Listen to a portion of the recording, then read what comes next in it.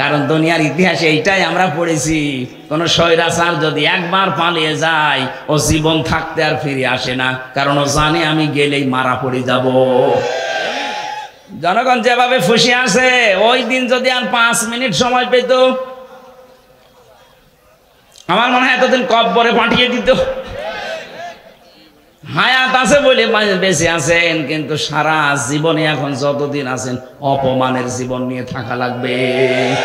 মাঝে মাঝে নতুন নতুন ইস্যু তৈরি করে পাঠায়, আর দেশের কিছু মানুষ আছে ওরা আন্দাজে লাফিয়ে পরিবেশ নষ্ট করে। আর পরিবেশ নষ্ট করে করবে কি, পেছনে লাল হয়ে যায়। কথা বলছে না কেন?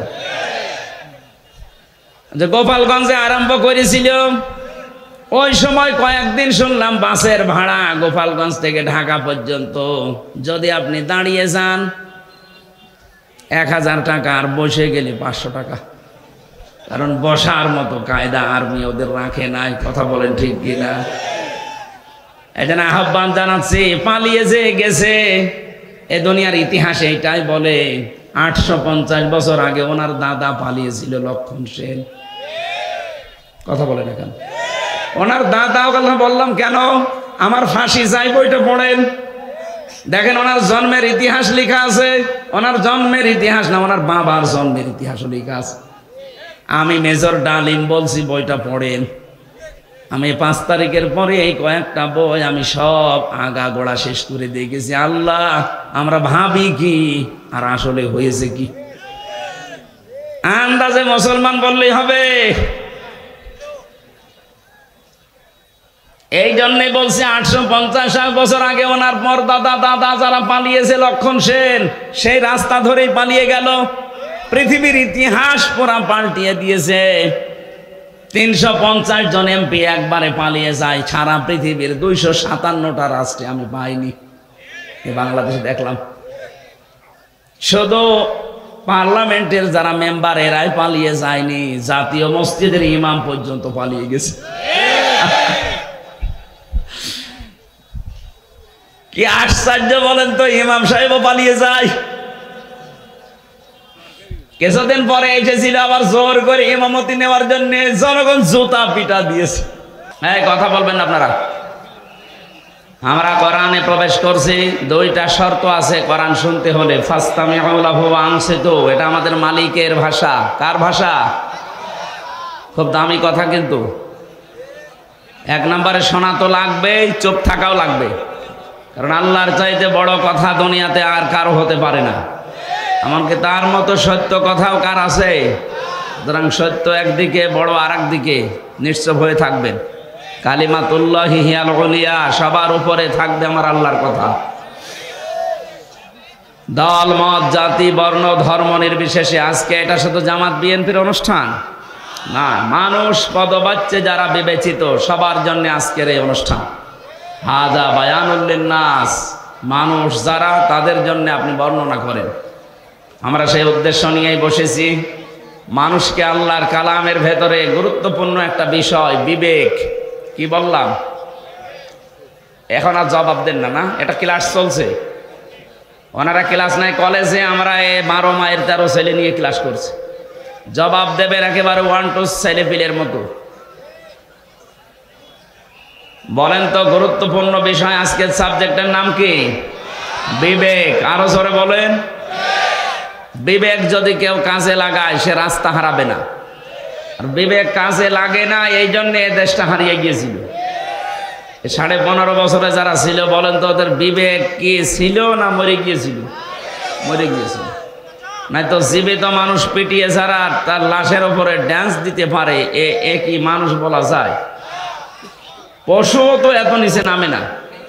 কথা বলে না কেন? সুতরাং যারা আমরা এসেছি, আমরা আশা করছি আমরা মানুষ, আদমের সন্তান, আশরাফুল মাখলুকাত।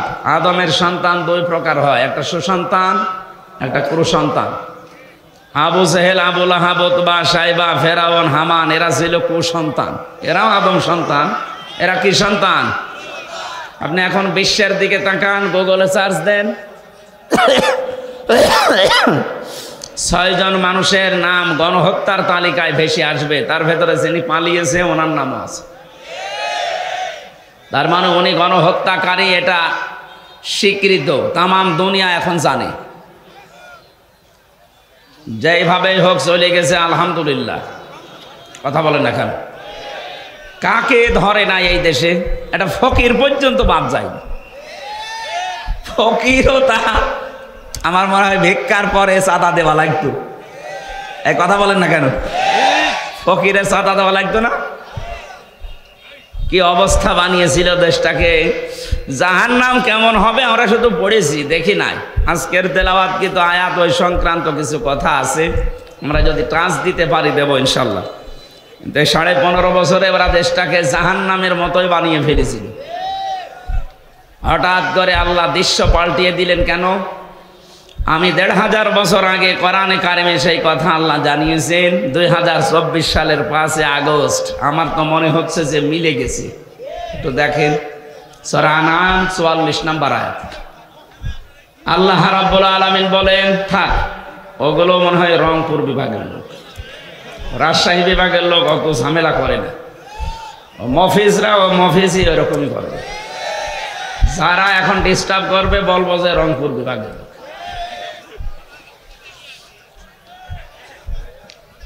আল্লাহ পাক বলেন, ফালাম্মা নাসুমা যুকিরু বিহি ফাতাহনা আলাইহিম আবওয়াবা কুল্লা শাই।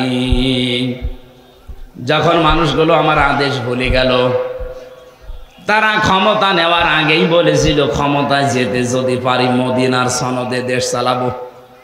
পুরাটা উল্টিয়ে তারা মোদির সনদে দেশ চালিয়েছে। মদিনার সনদ বাদ দিয়েছে, মোদির সনদ যুক্ত করেছে।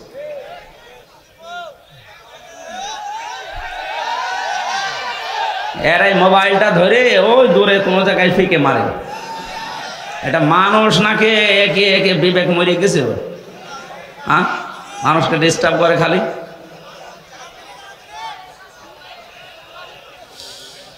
বগুড়াবাসী কোরআনে কারিমের আয়াতের কথা ছিল, যখন আল্লাহর আদেশ তারা ভুলে গেল, তখন তাদের নিয়ামতের যত দরজা আল্লাহ নিজে খুলে দিলেন। আমরা দেখতে পেয়েছি 2006 সালের 28শে অক্টোবর পৃথিবীর ইতিহাস যারা পাল্টিয়ে ফেলেছিল।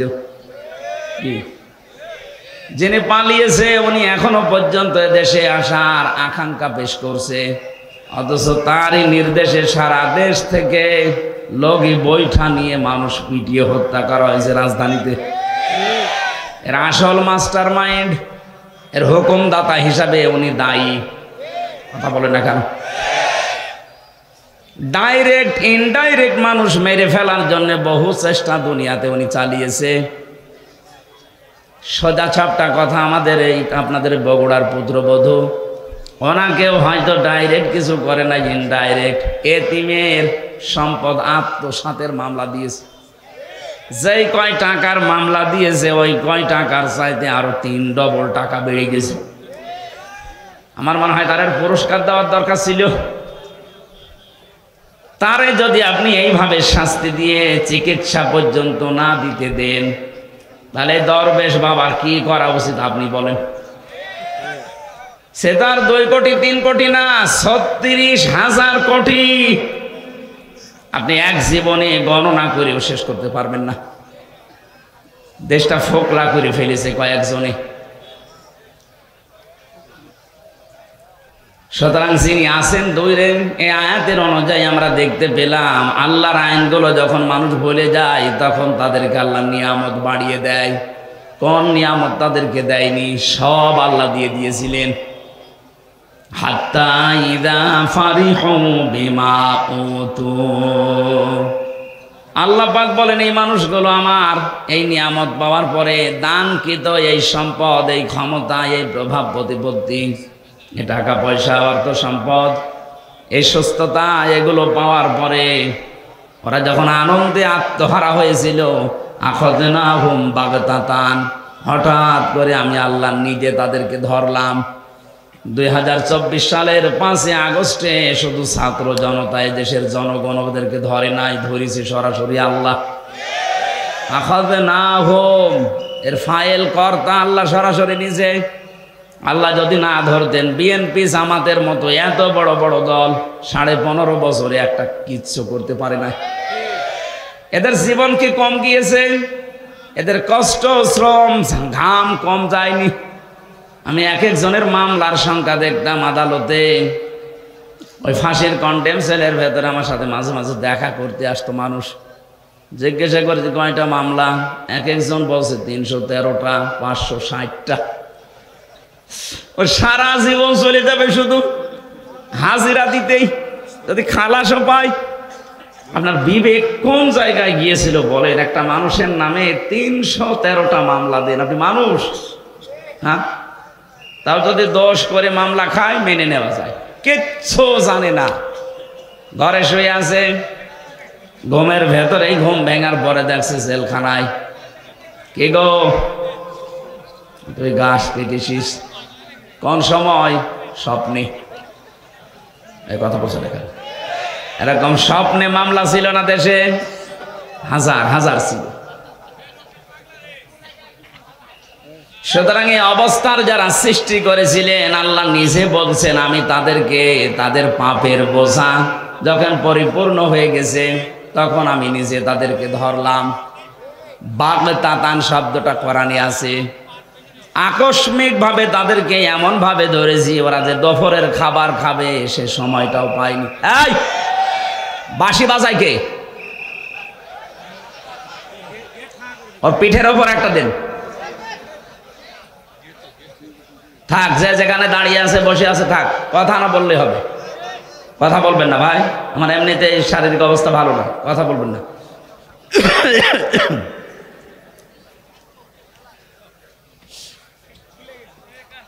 আল্লাহ পাক বলেন ফাইদা হুম মুবলিসুন, এমন অবস্থায় তাদেরকে ধরেছি যে তারা হতাশ হয়ে গেল, নিরাশ হয়ে পড়েছে। এরা যে হতাশ নিরাশ, এদের চেহারার দিকে এখন তাকালে আপনি টের পাবেন। জেলখানায় আমরা যাইনি, যতবার আমাকে আদালতে নিয়েছে কই ওদের চাইতে অপমান আমাদেরকে আরো বেশি করেছে। ওদেরকে তো দেখছি মাথায় এখনো দড়ি দেয়নি, আর আমাদের মাথায় দড়ি দিয়ে নিয়েছি। তো চেহারার ভেতরে আমাদের হতাশা ছিল না, কারণ আমরা মজলুম। আর এইগুলো সব জালেম। চেহারার ভেতরে দেখেন কোরআনের আয়াত অনুযায়ী আল্লাহ হতাশা দিয়ে ভরে দিয়েছে। মানুষ দেখলে আবেগে একটু আনন্দ করবে, কি পচা ডিম মারতেছে, কথা বলে না কেন? ফাকতিয়া দাবিরুল কওমিল্লাযিনা যালামু, আল্লাহ পাক বলেন জালেমদের শিকড় কেটে দেওয়া হয়ে গেছে। সুতরাং এখনো যারা আশা করে আছেন যে না মা আসতেছে, এই আশা বাদ দেন, কারণ জালেমদের শিকড় কেটে দিয়েছে কে? কিন্তু এই 8-9 দিনে আমরা কিছু ষড়যন্ত্র দেখতে পাচ্ছি। যারা পালিয়ে গেছে এরা এখন বাইরের বিভিন্ন মোড়লের কাছে ধর্ণা দিচ্ছে, আর এই মিথ্যা কথাটা তারা জানাচ্ছে যে আমরা নির্বাচিত ছিলাম, আমাদেরকে উৎখাত করা হয়েছে। এটা তাহা মিথ্যা কথা। 15.5 বছরে যারা ছিল ওরা যে নির্বাচিত ছিল, এ কথা শয়তানকে বললে সেও বিশ্বাস করবে না। আপনি বলেন, ঘোড়াকে জিজ্ঞাসা করেন, ঘোড়া হাসবে। একটা কথা বলবে, কারণ নির্বাচিত হওয়া লাগে যে পদ্ধতিতে, আল্লাহ সে পদ্ধতি কোরআনে কারিমে সূরা হজের 78 নম্বর আয়াতে দিয়েছেন। হুয়াজতাবাকুম, আল্লাহ বলেন আমি তোমাদেরকে নির্বাচিত করি, লক্ষ লক্ষ নবীর উম্মত থেকে তোমাদেরকে আমি আল্লাহ নিজে নির্বাচিত বাছাই করেছি। তাহলে নির্বাচিত করার দায়িত্ব কার? পদ্ধতি কি? না, কথা বন্ধ করা লাগবে ভাই, যত জরুরি হোক 1 ঘন্টা পরে বলবেন। মাইকের আওয়াজ আরো বাড়িয়ে দেবেন, আমার গলা বসে যায় না। নির্বাচিত করা লাগে যে পদ্ধতির মাধ্যমে, ওটার বাংলা নাম নির্বাচন। বাংলা নাম কি? জবাব দেবেন একেবারে ছাত্রের মতো বললাম। নির্বাচিত হয় মানুষ যে পদ্ধতিতে, নাম কি? আপনি একেবারে নিরপেক্ষ দৃষ্টিতে দিয়ে বলেন তো, 15.5 বছর নির্বাচন হয়েছে, আপনি কেন এই মিথ্যা কথা ছড়াচ্ছেন? কাদের সিম্পিতি আবার পেতে চান? সারা দুনিয়া জানে যে আপনি নির্বাচন ছাড়াই ছিলেন, কারণ 154 জন নির্বাচনের আগে ঘোষণা দিয়েছেন। কথা বলেন না কেন? দিনের ভোট আপনি রাতে করে নিয়েছেন, কিভাবে বলেন যে আমি নির্বাচিত ছিলাম? একটা হাজি মানুষ এত বড় মিথ্যা কথা আপনি বলতে পারলেন? হ্যাঁ, আপনার মেয়ে আপনার ছেলে যদি বলতো আমরা কিছু মনে করতাম না, কারণ তারা মিথ্যা বলে। কি আপনি একটা হাজি মানুষ হয়ে মিথ্যা বলেন, তামাম দুনিয়ার মানুষ কি মনে করবে? এ হাজি মনে হয় মিথ্যাই বলে। কাকে যখন ডিম পাড়ে দেখবেন কোকিলের, ও মনে করে কেউ দেখতেছে না। আপনি যে মিথ্যা বলছেন মনে করছেন কেউ জানে না, তামাম দুনিয়া এটা জানে যে আপনি মিথ্যাবাদী। আমার তো মনে হয় যত বছর বয়স ওনার, এতটা সত্য কথা জীবনে আছে কিনা আমার সন্দেহ লাগে। কি কথা বলেন? এই যে এই দুইটা কথা তার প্রমাণ। আপনি বলছেন আমি নির্বাচিত, আরে নির্বাচনিত হয়নি। কিসের নির্বাচিত? বাংলাদেশে যে নির্বাচন হয়নি, আমার সাথে ওসি ছিল জেলখানায়, আমারে মাঝে মাঝে এসে বলতো হুজুর দেখেন তো আমার তওবা হয়েছে কিনা। কিভাবে তওবা করলেন? যে এই যে নির্বাচন গেল, উনি দায়িত্বে ছিল ফেনী, যে নুসরাত হত্যা মামলার। সে নির্বাচনের রাত 12টার পর থেকে আমার যা দলবল আছে এদেরকে সাথে নিয়ে আমি আল্লাহর নামে ভোট কাটা আরম্ভ করলাম। হ্যাঁ, এই যে কোরআন শরীফ আমার সামনে, এইভাবে বলছি, আমি আল্লাহর নামে ভোট কাটলাম। ফজর পর্যন্ত কাজ শেষ করার পরে এটা জমা দিয়ে দিলাম বাক্স। গোসল করলাম, ওযু করার পরে 2 রাকাত নামাজ পড়লাম। এবার আমি নামাজ শেষ করে বললাম আস্তাগফিরুল্লাহ, হুজুর আমার তওবা হয়েছে। না, আপনি তো আল্লাহর কাছে দোষ করেননি যে আস্তাগফিরুল্লাহ পড়বেন, আপনি দোষ করেছেন হামজার কাছে। কথা বলছেন না? একটা এমপি বানাতে হলে 3.5 লাখ থেকে 4 লাখ মানুষের রায় লাগে, ভোট লাগে, আর আপনি সবাইটা একাই দিয়ে দিলেন আর বলছেন হুজুর আমি আস্তাগফিরুল্লাহ পড়লাম। আগে আমার মতো 4 লাখ হামজার কাছে যে স্বীকার করবেন, বলবেন যে আমার ভুল হয়ে গেছে, এখন কি করব বলেন। তারা যদি মন থেকে বলে ঠিক আছে মাফ করে দিলাম যান, তাহলে আপনি মাফ পাবেন। কথা বলেন না কেন? ভয়ঙ্কর বিষয়। এই কয় বছরের ভেতরে অনেক হামজা দুনিয়া থেকে বিদায় নিয়েছে, আপনি তাদের কাছে মাফ চাবেন কি করে? এই জন্য 15.5 বছরে যারা জুলুম, অত্যাচার, নির্যাতন, বিশেষ করে আয়না ঘরের সাথে যারা জড়িত, গোম আর খুনের সাথে যারা জড়িত, এ মানুষগুলো যদি শুধু এখন আস্তাগফিরুল্লাহ পড়ে, জীবনও মাফ হবে না। এদের মাপ পাওয়ার একটাই পদ্ধতি আছে, অপরাধ যার কাছে স্বীকার করবেন তার কাছে। আপনার কারণে এই লোকটা 15.5 বছর ব্যবসা করতে পারে নাই। আপনি চাঁদাবাজি করে, মিথ্যা মামলা দিয়ে, মিথ্যা সাক্ষী দিয়ে এরকম বহু মানুষের জীবন নষ্ট করে দিয়েছেন। কাউকে গুম করেছেন, খুন করেছেন, আয়না ঘরে রেখেছেন। আমি 10 দিন মাত্র ছিলাম আয়না ঘরে। এই 10 দিনই আমি দেখেছি মানুষের কি যন্ত্রণা ওই জায়গায়। কিছু কিছু মানুষের নখ হয়ে গেছে এত বড় বড়, চুল দাড়ি গোপ, মনে হচ্ছে জঙ্গল থেকে বেরিয়ে এসেছে। যখন আমাকে কালো কাপড় বেঁধে নিয়ে যেত মাঝে মাঝে ওই দেওয়ালের দিকে, কিছু কারারক্ষী আছে, কিছু পাহারাদার আছে, সবাই একেবারে হারামি না, 2-1টার একটু বিবেক হালকা আছে। ওই মানুষগুলো যেহেতু এর আগে 17, 18, 19 সাল পর্যন্ত তোর আমার আলোচনা শুনেছে, বাইরে যে আরো শোনে, ওরা আমাকে নিয়ে যাওয়ার সময় বলতো হুজুর আস্তে করে খুলে দেই, এ পর্যন্ত কেউ নেই।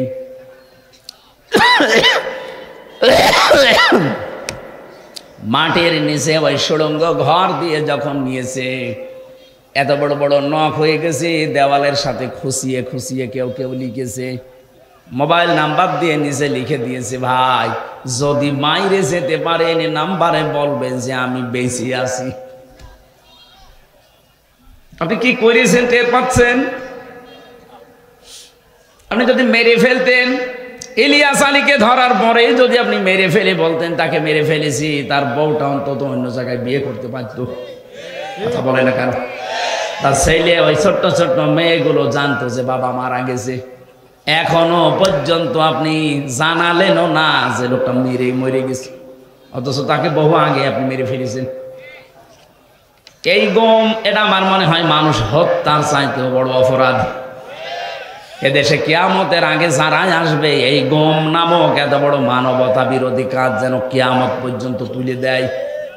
আপনি মেরে ফেলেন একটা মানুষকে তার অপরাধের জন্য, আপনি গম করবেন কোন কারণে? কত ক্ষতি হয় জানেন? এটাই আমার 10টা দিনের ভেতরে আমার বাবা মা স্ত্রী আমার 2টা মেয়ে পাগল হয়ে গেছে, 10 দিন মাত্র। মুফতি ফখরুল আমার সাথে ছিল, উনি আমাকে বলতো, ভাই হামজা তোমার সাথে কি করে আমি জানি না, আমার এই পায়ের ভেতর দিয়ে হাত দিয়েছে, এভাবে বসিয়ে পায়ের ভেতরে হাত দিয়ে সামনে যে লোহার ব্যারিকেড দেওয়া আছে ওর সাথে হাত বেঁধে হ্যান্ডকাপ দিয়ে লাগিয়ে দেয়। আরে ভাই 2 মিনিট 5 মিনিট 10 মিনিট না, বছরের পর বছর। কাউকে আমি 8 বছর 10 বছর 14 বছরের মানুষ দেখেছি ওখানে। 14টা বছর একটা মানুষ, এদিকে 1.5 হাত, এদিকে 3.5 হাত, এতটুকু একটা ঘর, কোনো আলো বাতাস নেই। একটা মানুষ জানে না যে এটা কোন বছর কোন সাল চলছে, কি মাস এটা, কি বার এটা, কয়টা বাজে, ওর কিচ্ছু জানা নেই। 2-5 দিন 10 দিন থাকলে তো মানুষ পাগল হয়ে যাওয়ার কথা, আমি তো প্রায় হাফ পাগল হয়ে গিয়েছিলাম। অথচ আপনি আসেন 14 বছর। আমার মনে হয় এই দেশের 18 কোটি মানুষকে মানুষ যদি যিনি পালিয়ে গেছে ওনাকে মাফ করে দেয়, ব্যারিস্টার আরমানের বউ জীবনও মাফ করবে না, ইলিয়াস আলীর বউ জীবনও মাফ করবে না। আপনি ওই জায়গায় থাকলে বুঝতে পারতেন কি করেছেন। এ কঠিন অবস্থাগুলো আপনি তৈরি করলেন, আর এখন বলছেন আস্তাগফিরুল্লাহ, আল্লাহ আমাকে মাফ করে দেন। আল্লাহর কাছে আপনি অপরাধ করেছেন, আপনি অপরাধ করেছেন আমাদের কাছে। কথা বলেন ঠিক কিনা? যাদের কাছে অপরাধ করেছেন, যদি সত্যি আপনি জালেম হয়ে থাকেন, আপনি নিজেও জানেন আপনি জালেম কিনা। অপরাধ যার কাছে স্বীকার করবেন তার কাছে। কিভাবে স্বীকার করবেন? যে বলবেন যে ভাই আমার মাফ হয়ে গেছে, ভুল হয়ে গেছে, না, এই 15.5 বছরে তার যে বিশাল ক্ষতি করে ফেলেছেন, ওই ক্ষতিপূরণ আগে তাকে দেবেন। কথা বুঝতেছেন? আমার যে 3টা বছরে আমার বাবার কাছ থেকে প্রায় 30 লাখের উপর আপনার টাকা নিয়েছেন বিনা কারণে। এই যে কয়েকদিন আগে মামলা আমার সব খারিজ হয়ে গেল, আদালত কর্তৃক প্রমাণিত যে আমার কোনো দোষ নেই, আমি নির্দোষ। তাহলে আদালত বলছে আমার কোনো দোষ পাইনি, আমি নির্দোষ। বিনা কারণে নির্দোষ মানুষটাকে 3 বছর আপনি তাও সাধারণ জেলে রাখেননি, ফাঁসির কন্ডেম সেলের ভেতরে রেখেছিলেন। বলেন, আমি কি ওই ধরনের অপরাধ করেছিলাম? ওখানে তো রাখা লাগবে যে মানুষগুলো মার্ডার মামলার আসামি, কেন আপনি আমাকে ওখানে রাখলেন? আমারে আর মামুনুল হককে আর ওই গিয়াসউদ্দিন মামুন সাহেবের 3 জনের ব্যাপারে এত কড়াকড়ি ছিল ভেতরে, দেখতাম ওই ফাঁসির কন্ডেম সেলে রেখেছে, আবার সিসি ক্যামেরা দিয়ে রেখেছে, আমার সাথে যেন কেউ কথা না বলে। এত মানসিক কষ্ট, খাবারের কষ্ট, যোগাযোগ বিচ্ছিন্ন করে রেখেছিলেন। আর আপনি এখন আস্তাগফিরুল্লাহ পড়বেন, আল্লাহ আপনাকে মাফ করে দেবে। তা আমরা কি করছি? হায় 15.5 বছর আবার এই মায়া কান্না বাদ দিয়ে সত্যি যদি মাপ পেতে চান, যার কাছে যে অপরাধ করেছেন এই অপরাধ স্বীকার করেন, আর ওই অপরাধের জন্য যা যা ক্ষতি হয়েছে ক্ষতিপূরণ দেন। কাউকে মিথ্যা মামলা দিয়েছেন, মিথ্যা সাক্ষী দিয়ে তাকে 5 বছর জেল খাটিয়েছেন, ওই 5 বছরে তার যে বিশাল ক্ষতি করে ফেললেন, ওই ক্ষতিপূরণ আপনাকে দেওয়া লাগবে। আমার মনে হয় এই তাওবা যদি বাংলাদেশে আরম্ভ হয়, আগামীতে যারাই রাষ্ট্রনায়ক হবে, আগামীতে যারাই দেশ নায়ক হবে, তারাও চিন্তা ভাবনা করে দেশ চালাবে। কথা বলেন না কেন? আর এই তাওবা যদি না হয় দেশে, এ পৃথিবীতে সন্ত্রাস মুক্ত করা কখনোই সম্ভব হবে না। মানুষের ভেতরে যে আছে, এ দিন দিন এদের অপরাধ প্রবণতা বাড়তে থাকবে। আমরা আশা করি আজকে থেকে অপরাধ যার কাছে করবেন, ক্ষমা চাবেন তার কাছে। একটা হাদিস বলছে, যুবতী মেয়ে এসে বলে, হে রাসূল আমি জিনা করে ফেলেছি। নবীজি বললেন কাউকে বলবা না, চলে যাও। মেয়েটি আবার এসে বলে, হে রাসূল আমি জিনা করেছি। কানে আওয়াজ লাগবে। আপনি যদি সত্যি চিটারি করেন না, যাওয়ার সময় এমন বদনাম করবো জীবনে কেউ মাইক নেবে না। কানে আওয়াজ লাগবে, আমার কানে আওয়াজ লাগবে, দরকার হয় মাইক কানের দিকে ঘুরিয়ে দেন। আধা ঘন্টা পরে আমি জানছি আমার গলা বসে যাবে, তাড়াতাড়ি করেন, বাইরে আওয়াজ দেওয়ার কোনো দরকার নেই। আর এখানে দুইজন বসে কি দেখছেন কি? একজন থাকেন, একজন বাইরে কাজ করেন। সুবহানাল্লাহ আলহামদুলিল্লাহ লা ইলাহা ইল্লাল্লাহ সুবহানাল্লাহ আলহামদুলিল্লাহ।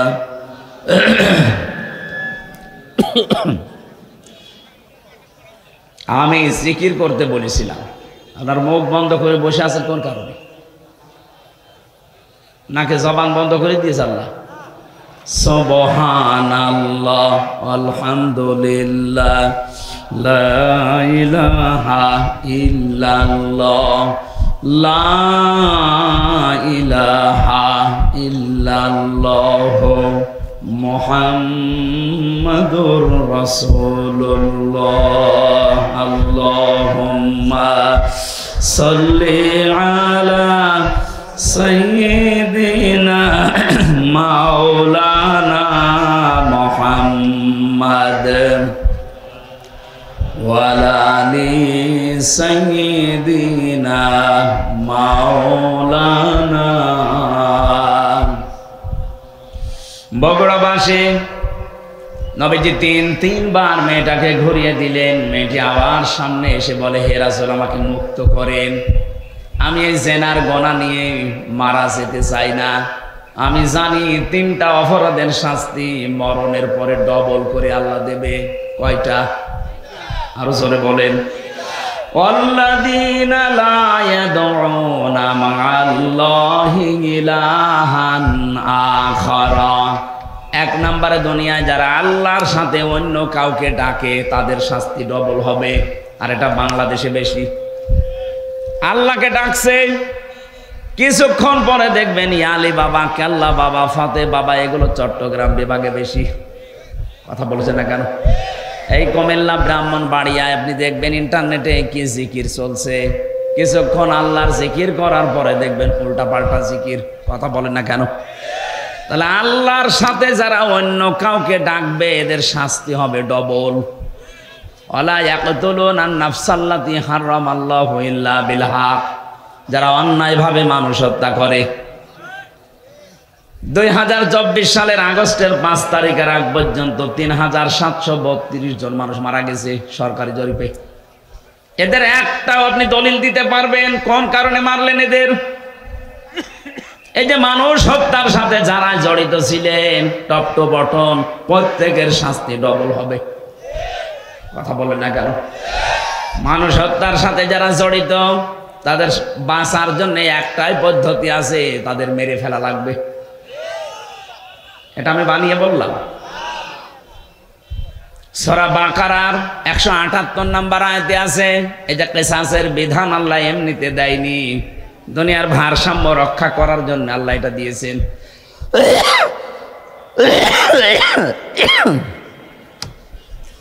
সুতরাং যারা মানুষ হত্যার সাথে জড়িত আপনাদের আখিরাত শেষ। আপনি মারা গেলে জাহান্নামী। ওমাই ইয়াকতুল মুমিনা মুতাআম্মিদান ফাজাযাউহু জাহান্নাম। সূরা নিসার 93 নম্বর আয়াত। আল্লাহ বলেন যারা মানুষ হত্যা করে তাদের 1 নাম্বার শাস্তি জাহান্নাম। কি বলেন? বলেন। আপনার আখিরাত তো শেষ। দুনিয়ায় যদি আপনি বৈধভাবে এখন বেঁচে থাকতে চান, যারা এই 3732 জন মানুষ হত্যার সাথে জড়িত, ফাইনাল কথা তাদের মেরে ফেলা লাগবে। কোনো বুদ্ধি নেই আর। 3 নম্বরে ওয়ালা ইয়াজনুন, জেনা করবা না। যারা দুনিয়ায় জেনা করে এই মানুষগুলোর শাস্তি কয়টা? ডবল। বলেন বলেন। মেয়েটি বলছে, হে রাসূল, আমি জেনা করে ফেলেছি, গর্ভবতীও হয়ে গেছি। বিশ্ব নবী বললেন তোমার অপরাধ হয়েছে, কিন্তু বাচ্চাটার অপরাধ নেই, ওটা আগে খালাস হোক। খালাস হওয়ার সঙ্গে সঙ্গে আসবো, আমি বিচার করে দেব। যে এসেছে বলে, হে নবী, এই যে আমার বাচ্চা, আপনি আমাকে মুক্ত করেন অপরাধ থেকে। ও বগুড়াবাসী, আমার কথা হচ্ছে, মেয়েটা আরবি ভাষার লোক, আরব দেশের। তার ভাষা, মাতৃভাষা কি? বলেন বলেন। নবীজি কি তাকে বলতে পারতেন না ঠিক আছে যা হয়েছে হয়েছে, গোপনে আস্তাগফিরুল্লাহ পড়ে নাও? আর তাকে কি আস্তাগফিরুল্লাহ মুখস্থ করানো লাগতো? সে তো তার মুখস্থ আছে, কারণ সে আরবি ভাষার লোক, একবার শুনলেই তো পড়ে ফেলতো। সে কি আস্তাগফিরুল্লাহ পড়লে তার মাফ হয়ে গেছে? কেন নবীজি তাকে বললেন যে ঠিক আছে যাও? 10 মাস 10 দিন পরে এসেছে বাচ্চাটা নিয়ে, বললেন না এখনই হবে না, তোমার স্তনের দুধ আছে, এই বাচ্চার অধিকার 2 বছর, এটা আগে কমপ্লিট করে আসো, বাচ্চাটা যখন শক্ত খাবার খাওয়া শিখবে তখন আসবা। ঠিক এসেছে। যখন আসলেন ডাক দিয়ে বললেন হে রাসূল তাড়াতাড়ি করেন। সে কিন্তু জানে যে বিচার কি হবে, সে নিজে জেনে এসেছে। বিশ্বনবী নিজে ছেলেটাকে এক সাহাবীর আন্ডারে দিয়ে দিলেন, ডাক দিয়ে বললেন একে মাটির ভেতরে গেড়ে দাও। চারিদিক থেকে পাথর মারা আরম্ভ হয়ে গেছে। হযরতে খালিদ ইবনে ওয়ালিদ বলেন এত জোরে একটা পাথর নিক্ষেপ করলাম, একটা ফিনকে দিয়ে রক্ত এসে আমার শরীরে লেগে গেছে। আমি বরদোয়া দিয়েছিলাম, ভৎসনা দিয়েছিলাম। নবীজির কানে কথাটা যাওয়ার পরেই বিশ্বনবী বললেন খালিদ থামো, আমি নবী, তুমি নবী না, আমি যা জানি তুমি জানো না, আমি যা দেখতে পাই তুমি দেখতে পাও না। আমি দেখতে পেয়েছি আজরাইল 70,000 ফেরেশতা নিয়ে আকাশ থেকে নাজিল হয়ে আমাকে বলছে হে রাসূল এই মহিলার যে তাওবা, এর যে অনুশোচনা, এর যে কর্মকাণ্ড দেখিয়ে গেল দুনিয়ায়, এমন ভাবে যদি কোনো জালেম তাওবা করে যেতে পারে আল্লাহ তাকেও মাফ করে দেবেন। কি বুঝলেন আপনি এই ছোট্ট স্টোরি থেকে? শুধু অপরাধ করে আস্তাগফিরুল্লাহ পড়লে যদি মাফ হয়ে যেত। হ্যাঁ, আস্তাগফিরুল্লাহ পড়লে আপনার জীবনে যে গুনাহগুলো আল্লাহর সাথে ঘটেছে, আল্লাহর অধিকার নষ্ট করেছেন, ওইগুলো মাফ হবে। আপনি সব সময় এই জন্য পড়বেন ইস্তেগফার, আস্তাগফিরুল্লাহ আস্তাগফিরুল্লাহ। কিন্তু তাওবা যদি কেউ করতে চায়, তাওবা করলে জীবনের অপরাধ শুধু মাফ হয় না, ওই জায়গাটা আল্লাহ পুরা ফাঁকা করে দেয়, বাকি জায়গাটা আমার আল্লাহ পুরা নেকি দিয়ে পাল্টিয়ে দেয়।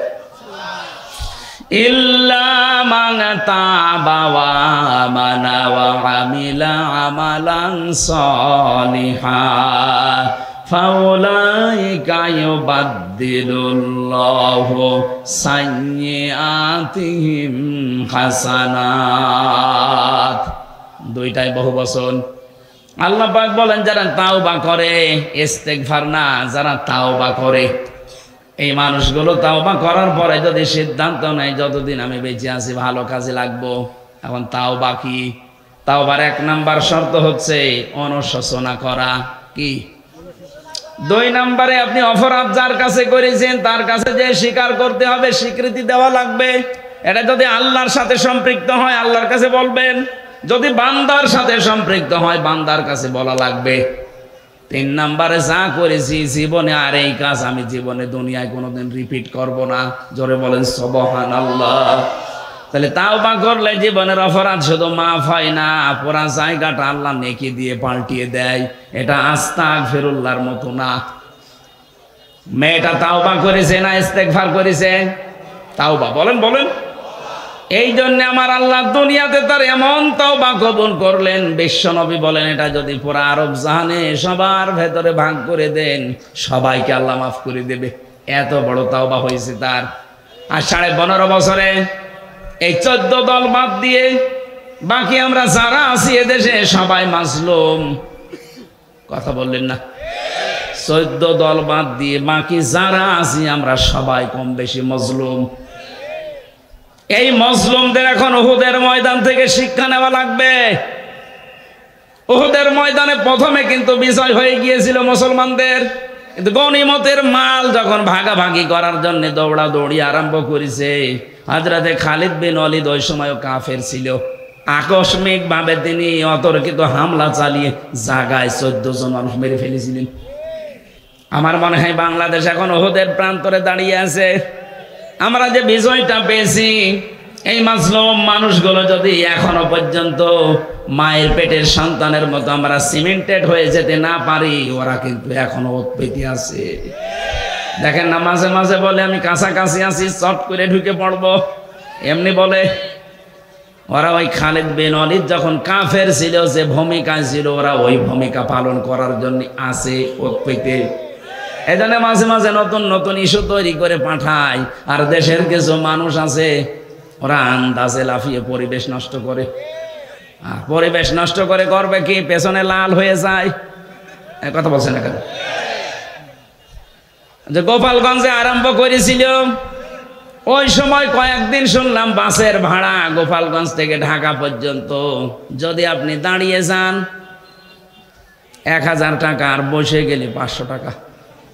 কারণ বসার মতো কায়দা আর্মি ওদের রাখে নাই। কথা বলেন ঠিক কিনা? এজন্য আহ্বান জানাচ্ছি, পালিয়ে যে গেছে, এ দুনিয়ার ইতিহাসে এটাই বলে 850 বছর আগে ওনার দাদা পালিয়েছিল, লক্ষণ সেন। কথা বলেন না কেন? ওনার দাদা কথা বললাম কেন? আমার ফাঁসি চাই বইটা পড়েন, দেখেন ওনার জন্মের ইতিহাস লেখা আছে। ওনার জন্মের ইতিহাস না, ওনার বাবার জন্মের ইতিহাসও লেখা আছে। আমি মেজর ডালিম বলছি, বইটা পড়েন। আমি 5 তারিখের পরে এই কয়েকটা বই আমি সব আগা গোড়া শেষ করে দেখেছি। আল্লাহ, আমরা ভাবি কি আর আসলে হয়েছে কি? আন্দাজে মুসলমান বললেই হবে। এই জন্যই বলছি 850 বছর আগে ওনার পরদাদা দাদা যারা পালিয়েছে, লক্ষণ সেন, সেই রাস্তা ধরেই পালিয়ে গেল। পৃথিবীর ইতিহাস পুরা পাল্টিয়ে দিয়েছে। 350 জন এমপি একবারে পালিয়ে যায় সারা পৃথিবীর 257টা রাষ্ট্রে। আমি পাইনি, বাংলাদেশে দেখলাম। শুধু পার্লামেন্টের যারা মেম্বার এরাই পালিয়ে যায়নি, জাতীয় মসজিদের ইমাম পর্যন্ত পালিয়ে গেছে। কি আশ্চর্য বলেন তো, ইমাম সাহেবও পালিয়ে যায়। কিছুদিন পরে এসেছিল আবার জোর করে ইমামতি নেওয়ার জন্য, জনগণ জুতা পিটা দিয়েছে। পরের দিন দেখলাম স্ট্যাটাস দিয়েছে ফেসবুকে, জনগণ আমাকে জুতা দিয়ে পিটিয়েছে কিন্তু আমার গায়ে লাগেনি। ওরে শয়তান, মানুষের বিবেক মরে গেছে। ও মানুষটা কত নিচে নেমেছিল বলেন। দুনিয়ার স্বার্থে এই লোকটা নৌকা মার্কা নিয়ে দাঁড়িয়েছে। আমার মনে হয় লোকটা যদি কুকুর মার্কায় দাঁড়াইতো তাও পাস করত। কারণ মার কাটা আল্লাহ এত বেশি ঘৃণিত বানিয়ে দিয়েছে, পায়খানার দিকে মানুষ এখন তাকায়, তাও নৌকার দিকে তাকায় না। তাকায়, এখন চড়া লাগবে মাঝে মাঝে বন্যা হলে। এই কারণে যারা এখন চড়তে যায় তারাই ধরা খায়। এই যে দরবেশ নৌকায় করে পালিয়ে যাচ্ছিল, সাবধান। এই জন্য নৌকা যখন ডুবে গেছে, ও ছাতা আর মনে হয় কিয়ামতের আগে উঠবে না। কারণ দুনিয়ার ইতিহাসে এইটাই আমরা পড়েছি, কোন স্বৈরাচার যদি একবার পালিয়ে যায়, ও জীবন থাকতে আর ফিরে আসে না। কারণ ও জানে আমি গেলেই মারা পড়ে যাব। জনগণ যেভাবে ফুসে আসে, ওই দিন যদি আর 5 মিনিট সময় পেত, আমার মনে হয় এতদিন কব্বরে পাঠিয়ে দিত। হায়াত আছে বলে বেঁচে আছেন, কিন্তু সারা জীবনে এখন যতদিন আছেন অপমানের জীবন নিয়ে থাকা লাগবে। আমাদের শিক্ষা নেওয়া দরকার এখান থেকে, আমরা যেন জালেম হয়ে না যাই কোনোদিন। যদি আমরা কেউ জুলুমকারী হয়ে যাই, মাজলুমকে আল্লাহ তো ক্ষমা করে দেবে, কিন্তু জালেমের জন্য আল্লাহ নিজে মামলা দেবে। এটা আছে সূরা শুরা 25 নম্বর পারা 6 নম্বর পৃষ্ঠার 12 নম্বর লাইনের 42 নম্বর আয়াতের প্রথম অংশে আছে, ইন্নামাস সাবিলু আলাল্লাযিনা ইয়াজলিমুনান নাস। অবশ্যই আমি আল্লাহ নিজে মামলা দায়ের করব তাদের বিরুদ্ধে যারা মানুষ হয়ে মানুষের উপরে জুলুম করেছে। 15.5 বছরে যে জুলুম হয়েছে, এটা ওয়াজ করা লাগবে আরো জোরে। সুতরাং 1628টা চেয়ার ছিল এই দেশে, মেন চেয়ার। শাহ আলম ভাইয়ের চেয়ার না, এই চেয়ার না। যিনি পালিয়েছে তাকে থেকে শুরু করে থানার শিবগঞ্জের ওসি পর্যন্ত 1628টা চেয়ার ছিল মেন দায়িত্ব পালন করার জন্য। আর এইগুলো যারা ঘোরাফেরা করে এরাই দেশ চালায়। এই মানুষগুলোর প্রত্যেকটা ছিল জালেম আর জালেমের সহযোগী। কেউ ডাইরেক্ট, কেউ ইনডাইরেক্ট। এই কথা বলেন এখানে। এদের বিরুদ্ধে মামলা হামসার বলেন, শাহ আলমের। কার? আমরা অত্যাচারিত হয়েছি, আমরা যদি কিছু নাও বলি আল্লাহ আপনার বিরুদ্ধে মামলা দেবে। কারণ এই দেশের 1628টা চেয়ারের যারা ছিল তারা আল্লাহর মামলার আসামি। আপনি শব্দটা খেয়াল করছেন? কত ওজনওয়ালা! আল্লাহর মামলার আসামি এরা। বাদী যত বড় হয় মামলা তত কঠিন হয়। বলেন, এরা আল্লাহর মামলার আসামি। এটা দুনিয়াও শেষ, জালেমদের আখিরাতও শেষ। আল্লাহু লা ইয়াহদিল কওমাজ জালিমিন। আল্লাহ বলেন আমি জালেমদেরকে হেদায়েত দিচ্ছি না, দেব না। এটা মুজারে, বর্তমান, ভবিষ্যৎ, প্রেজেন্ট, ফিউচার। কি করলেন আপনি? জালেমদের দোসর হয়ে সাহায্য সহযোগিতা করে যা কামিয়েছিলেন সেগুলো ভোগ করতে পারলেন না। আর দুনিয়া তো শেষ হয়ে গেল, আপনার আখিরাতও শেষ। আপনি তো ছোটখাটো কোনো বাদীর আসামি না, আপনি সরাসরি আল্লাহর মামলার আসামি। আপনার দিকে তাকিয়ে এখন আফসোস হয় মাঝে মাঝে, কি করলেন আপনি? আমাদের জীবনের দিকে একটু খেয়াল করা দরকার। আমি আমার ইমান থেকে বলছি, এখানে যারাই আমরা আছি 200 বছর পরে যদি এই জমিনে কেউ আমরা ঘুরে আসি, আমার নিজের বাড়ি, বানানো বাড়ি, আমাকে আমার নাতি ছেলে তারা উঠতে দেবে? বলেন তো দুনিয়াটা কেমন? এই বাড়ি ঘর জমি জায়গার জন্য এমন কোনো কিছু করি নাই, সব আমার জীবনে ছিল, সে বৈধ অবৈধ বলেন। অথচ মাত্র 200 বছর পরে এখন ফিরে আসবেন, আপনাকে আপনার ছেলের 3 পুরুষের পরে আর তারা চিনবেও না, উঠতেও দেবে না। কোরআনে কারিমে আল্লাহ আমাদেরকে কথাটা বারবার আমাদের বিবেকের কাছে ধাক্কা দিয়েছেন। আমাল হায়াতুদ দুনিয়া ইল্লা মাতাউল গুরুর। ও পৃথিবীর বান্দা বান্দিরা, একটু বিবেকটা কাজে লাগাতে পারো না? দুনিয়ার জীবন কিন্তু ধোঁকা। তোমার মা বাবাও ধোঁকা, সন্তান ধোঁকা, স্ত্রী ধোঁকা। দুনিয়ায় একটু ভান করে থাকো, দেখো চোখ বন্ধ করে সব ধোঁকা ধরা পড়ে যাবে।